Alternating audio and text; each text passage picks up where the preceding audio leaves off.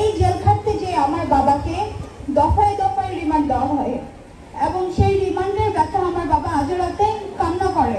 আল্লাহর অশেষ রহমতে আপনাদের দোয়া আপনাদের সন্তান ক্রস ফায়ার থেকে বেঁচে আছে এবং আল্লাহ তাআলা আমাদের এতিমখানা থেকে বাঁচায়। একটা কথা আজ পিরোজপুরের মাটিতে আবারও শোনা গেল, বিএনপি ক্ষমতায় আসলে মা বোনদের আর নির্যাতিত হতে হবে না। এই ঘোষণা শুধু একটি স্লোগান নয়, এটা এক যুগের যন্ত্রণা, অন্যায়ের বিরুদ্ধে প্রতিশোধের প্রতিশ্রুতি। বুধবার বিকেলে সোনারগাঁও উপজেলার পিরোজপুর ইউনিয়নে এক বিশাল মহিলা সমাবেশে প্রধান অতিথির বক্তব্যে এই প্রতিশ্রুতি দিলেন বিএনপির জাতীয় নির্বাহী কমিটির সদস্য, নারায়ণগঞ্জ ৩ আসনের মনোনয়ন প্রত্যাশী ও সোনারগাঁও উপজেলার বিএনপি সভাপতি জনাব আজহারুল ইসলাম মান্নান। জনাব আজহারুল ইসলাম মান্নান বলেন, আওয়ামী লীগের সময় নির্যাতন, গুম আর ভয় ছিল মানুষের নিত্যসঙ্গী। বিএনপি ক্ষমতায় এলে আমরা নারীদের নিরাপত্তা, মর্যাদা ও জনগণের অধিকার ফিরিয়ে আনব। আর কোনো বাবুদেরকে নির্যাতন সহ্য করতে হবে না। আর কোনো ভাই বোনদেরকে এই সরাসরি আমলে যে নির্যাতন হয়েছেন সেই নির্যাতন হতে হবে না।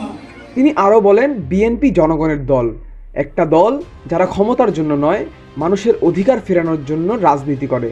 উক্ত অনুষ্ঠানে বিশেষ অতিথি হিসেবে ছিলেন উপজেলা বিএনপি সাধারণ সম্পাদক মোশাররফ হোসেন, জনাব আজহারুল ইসলাম মান্নানের কন্যা মারিয়া ইসলাম মুন্নি এবং পুত্রবধূ সাদিয়া ইসলাম জুই।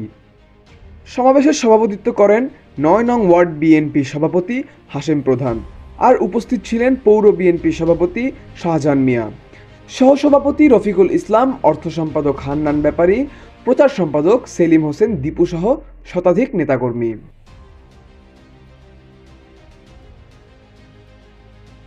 একটি মেয়ে যখন শিক্ষিত হয় তখন একটি পরিবার শিক্ষিত হয়, আর পরিবার শিক্ষিত মানে একটি সমাজ শিক্ষিত হয়। এভাবে একটি সুন্দর সমাজ গঠন করা সম্ভব। চলুন আমরা সবাই মিলে আমাদের মেয়েদের শিক্ষার সুনিশ্চিত করি এবং সুন্দর করে দেশ গঠন করি।